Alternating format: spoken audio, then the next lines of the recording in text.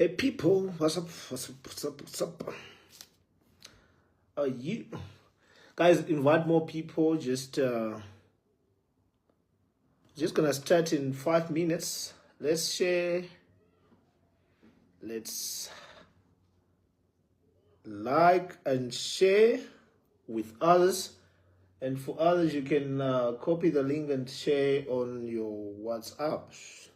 So we're gonna give it 2-3 more minutes, then we start. It's not going to be much of that long discussion, but one of those that we need to share insights into this crypto space. What exactly it is, what are the things that we need to clear up, what are the things that we need to do, especially when it comes to this ever evolving technology. So hi people, what's up? How are you? How are you Tai? Let's share, let's like and share so that we can start. How about we start at 3 minutes past? I see we are still 34 people still counting.